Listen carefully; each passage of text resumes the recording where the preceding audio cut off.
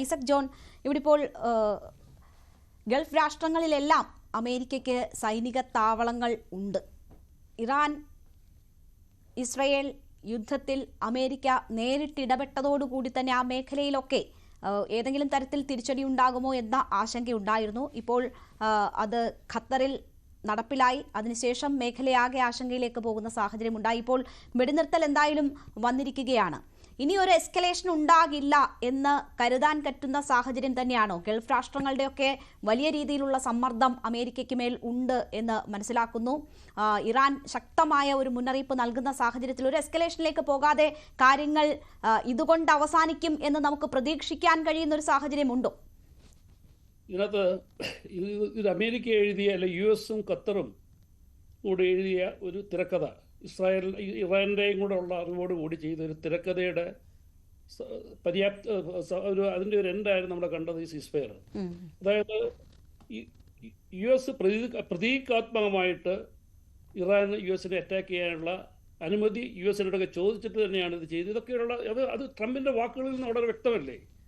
ഇവിടെ US ഭയന്ന് ഓടിയെന്നൊക്കെ ആരോ പറയുന്നത് കേട്ടു. അത് അവർ തമ്മിലുള്ള യുദ്ധം തുടങ്ങി. US-ൻ്റെ അല്ലെങ്കിൽ ഇസ്രായേലിൻ്റെ ഒബ്ജക്റ്റീവ് അവർ സാധിച്ചെന്ന് അവർ വിശ്വസിക്കുന്നു. അതാണല്ലോ B-2 ബോംബർ കൊണ്ടുവന്ന് അവരുടെ 3 ന്യൂക്ലിയർ കാര്യങ്ങൾ അവിടെ ചെന്ന് നശിപ്പിച്ചു എന്ന് അവർ പൂർണ്ണമായിട്ട് വിശ്വസിക്കുകയാണ്. അതിന് ബദലായിട്ടുള്ള തെളിവുകളൊന്നും നമുക്ക് കിട്ടിയിട്ടില്ല. പക്ഷേ ഇന്നലെ നടന്ന സംഭവം എന്ന് പറഞ്ഞു കഴിഞ്ഞാൽ ഖത്തറിൽ ഏറ്റവും വലിയ എയർബേസാണ്. ആ എയർബേസിൽ പോയി ഇവർ 14 മിസൈൽ തൊടുത്തു വിട്ടു. അതിൽ 13 പിന്നെ അവർ പ്രതിരോധിച്ചു. അവിടെയുണ്ട് ശക്തമായ മിസൈൽ പ്രതിരോധ സംവിധാനങ്ങൾ, അവിടെയുണ്ട്, ഖത്തറിലും ഉണ്ട്, എയർബേസിലുണ്ട്. അവിടെ ശക്തമായി പ്രതിരോധിച്ചു. അതിന് നന്ദി പറഞ്ഞുകൊണ്ടാണ് ട്രംപ് പറഞ്ഞത്, നിങ്ങളെ ഞാൻ ഇവിടെ അഭിനന്ദിക്കുന്നു, നിങ്ങളോട് നന്ദി പറയുന്നു. അത് ഇറാനോട് പറയുകയാണ്, നിങ്ങൾ മുൻകൂട്ടി അറിയിച്ചത്. അപ്പം ഇറാനെ സംബന്ധിച്ചുള്ള അവരുടെ ജനങ്ങളെ വിശ്വസിപ്പിക്കേണ്ട അവരുടെ ആവശ്യമാണ്. ഈ യുദ്ധത്തിന് ഞങ്ങൾ തോറ്റിട്ടില്ല, ശക്തമായ തിരിച്ചടി, അമേരിക്ക പിന്നോട്ടോടി, അവരെന്ത് പറഞ്ഞാലും ഇതാണ് ഈ തിരക്കഥയാണ് അവിടെ നടപ്പാക്കിയത്. ഖത്തറിനെയും അറിയിച്ചു, ഖത്തർ വ്യോമത്താവളം അതിനു മുൻപ് തന്നെ അടയ്ക്കുകയും ചെയ്തു. ഇനി പിന്നെ മാത്രമല്ല, ഗൾഫ് രാജ്യങ്ങൾ ആഗ്രഹിക്കുന്നില്ല അവരുടെ താവളങ്ങളിൽ വന്ന് ഇറാൻ അടിക്കാനും. ഇറാൻ തന്നെ അറിയാം, ഏതെങ്കിലും ഒരിടത്ത് പോയി അടിച്ചു കഴിഞ്ഞാൽ ഇറാനോടുള്ള എപ്പോഴെങ്കിലും ഒരു സൗഹൃദം പുലർത്തുന്ന 2 ഗൾഫ് രാജ്യങ്ങളുണ്ട്, വളരെ കൂടുതൽ സൗഹൃദം പുലർത്തും. ഒന്ന് ഒമാനും ഒന്ന് ഖത്തറുമാണ്. അവർ പോലും GCCയുടെ ആ യൂണിറ്റിയുടെ ഭാഗമായിട്ട് ഇറാനെതിരെ തിരിയും. അപ്പോൾ ഇറാൻ വീണ്ടും അവരെ ഏലിനേറ്റ് ചെയ്യണമെന്നോ അല്ലെങ്കിൽ അവരെ ശത്രുപക്ഷത്തെ കൊണ്ടുപോകണമെന്നോ ഇറാൻ ആഗ്രഹമില്ല തൽക്കാലം. കാരണം ഇറാൻ ഇപ്പോൾ ഏകദേശം ഐസൊലേറ്റഡ് ആയിട്ട് നിൽക്കുന്നൊരവസ്ഥയാണ്. അവരുടെ ഏറ്റവും കൂടുതൽ അവരോടുണ്ടായിരുന്ന സിറിയയിലെ ഭരണകൂടം മാറി.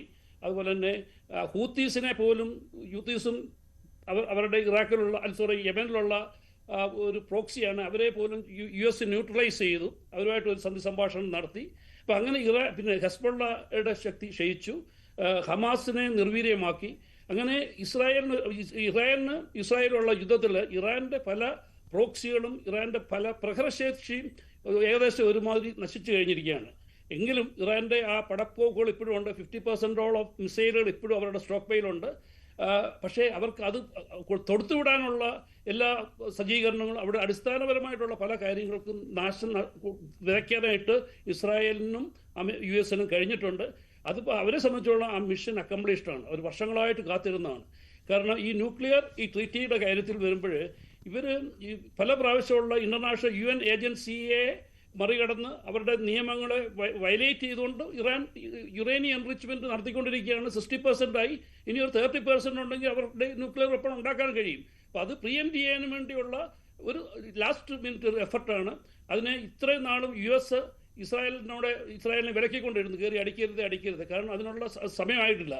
അവസാനം ട്രംപ് 60 ദിവസത്തെ അൾട്ടിമേറ്റം കൊടുത്തു. ഇറാൻ്റെ ഒക്കെ പറഞ്ഞു, നിങ്ങൾ ഇത് നിർത്തിവെക്കുക, UN ഇൻസ്പെക്ഷൻ ഏജൻസിക്ക് അത് തുറന്ന് കാണിച്ചു കൊടുക്കുക.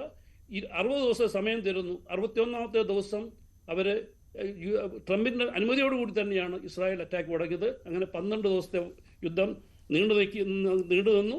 അവസാനം അവരുടെ മിഷൻ, അവരുടെ ഒബ്ജക്റ്റീവ്സ് ഏകദേശമൊക്കെ പിന്നെ പൂർത്തീകരിച്ചു എന്ന് അവർ വിശ്വസിക്കുന്നു.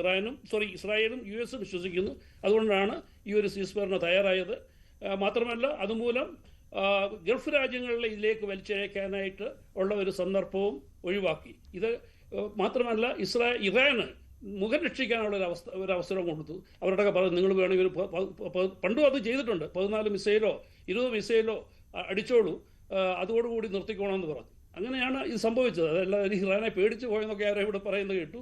അത് പിന്നെ അങ്ങനെ ഒരു അവസ്ഥ വന്നിട്ടില്ല. US അവരുടെ ഒരു ഒബ്ജക്റ്റീവ് ഇതായിരുന്നു. ആ പ്രിസിഷൻ സ്ട്രൈക്ക് അവർ സാധിച്ചു. പക്ഷേ ഇറാൻ്റെ യുറേനിയത്തെ കൈവെക്കാൻ അത് കഴിഞ്ഞിട്ടുണ്ടോ എന്നറിയാൻ വയ്യ. കാരണം അവരുടെ 409 കിലോഗ്രാം മാത്രമുള്ള എൻറിച്ച് യുറേനിയം ഓർഡർ ചെയ്തിരിക്കുന്നത് 10 ബോംബ് ഉണ്ടാക്കാനേ അതിനോട് തികയത്തുള്ളൂ. അത് അവർക്ക് നിഷ്പ്രയാസം വേറെ ഏതെങ്കിലും സൈറ്റിലേക്ക് മാറ്റാൻ കഴിയും. അതിനെക്കുറിച്ചൊന്നും നമുക്കറിയാൻ വയ്യ. വരും കാലങ്ങളിൽ, വരും ദിവസങ്ങൾ അതിനെക്കുറിച്ച് അറിയാം. പക്ഷേ ഇപ്പോഴത്തെ അവസ്ഥയനുസരിച്ച് ഇനിയും എൻ്റെ ഒരു വിശ്വാസം നോക്കുകയാണെങ്കിൽ ശ്രീ ഐസക് ജോൺ, 19 താവളങ്ങൾ, സേനാ താവളങ്ങൾ അമേരിക്കയ്ക്ക് ഗൾഫ് മേഖലയിൽ ഉണ്ട്. അവിടെ ഏതാണ്ട് 40,000-ഓളം സൈനികരുണ്ട്. അതൊരു ആശങ്കയായി തന്നെ നിൽക്കുന്നില്ലേ? നമുക്കറിയാം, ഈ റഷ്യ യുക്രൈൻ യുദ്ധം തുടങ്ങിയപ്പോൾ ഇപ്പോൾ തീരും എന്ന് പറഞ്ഞു. പക്ഷേ എത്ര നാളത് നീണ്ടു നിന്നു, ഇരുപക്ഷത്തും എത്രത്തോളം ആഘാതം ഉണ്ടാക്കിയെന്ന് നമ്മൾ കണ്ടതാണ്. ഇറാൻ ഇപ്പോൾ ഇസ്രയേലിന് അവരുടെ വ്യോമ പ്രതിരോധ സംവിധാനങ്ങൾ തകർത്തുകൊണ്ട് വലിയ ആഘാതങ്ങൾ സൃഷ്ടിക്കാൻ ഇറാനെ സംബന്ധിച്ച് ഇതിനോടകം തന്നെ സാധ്യമായിട്ടുണ്ട്.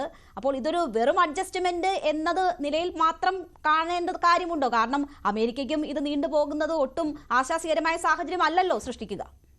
ഇത് ഇസ്രായേലും ഇറാനും തമ്മിലുള്ള യുദ്ധം ഇന്നും ഇന്നലെയും തുടങ്ങിയതല്ല. അവർ തമ്മിലുള്ള പ്രോക്സി വാർ തുടങ്ങിയിട്ട് എത്രയോ വർഷങ്ങളായിട്ടുണ്ട്. 4 ചുറ്റും ഇറാന്റെ പ്രോക്സികൾ ഇസ്രായേലിനെ എത്രയോ വർഷമായിട്ട് അറ്റാക്ക് ചെയ്തിട്ടുണ്ട്. പിന്നെ ഒക്ടോബർ 7-ന് 2023 ഒക്ടോബർ 7-നാണ് അവിടെ ഒരു അപ്രതീക്ഷിതമായിട്ട് ഇത്രയും മിസൈൽ കൊണ്ടുവന്ന് 1200-ഓളം സിവിലിയൻസിനെ ഹമാസ് അടിച്ച് കൊന്നപ്പോഴാണല്ലോ ഇസ്രായേൽ വീണ്ടും ശരിക്കും അങ്ങോട്ടുള്ള അത്ര. അപ്പോൾ ആൾക്കാർ പറയുന്നത് ചിലപ്പോൾ ശരിയാണ്. നമ്മൾ പറയും പലസ്തീൻ ജനതയോട് എല്ലാവർക്കും ഇതുണ്ട്. പക്ഷേ അവരെ കുരുതിക്ക് കൊടുക്കുന്നവരാണ് അവരുടെ ലീഡർഷിപ്പ് തന്നെയാണ്. ഹമാസിലെ ലീഡേഴ്സാണ്, ഹെസ്ബുള്ള ലീഡേഴ്സാണ്. ഹെസ്ബുള്ളയിലുള്ള അവിടെയുള്ള പിന്നെ ലെബനനിലുള്ള ആൾക്കാർ എത്രയോ പേരെ കുരുതിക്ക് കൊടുത്തു. അപ്പോൾ അവർ വടി കൊടുത്ത് അടി വാങ്ങുന്ന ഒരു അവസ്ഥയിലേക്ക് കൊണ്ടിരിക്കുന്നവരാണ്. ശരി, ഓക്കെ. ഞാൻ മറ്റതിഥികളിലേക്ക് കൂടി തിരിച്ചെത്താം.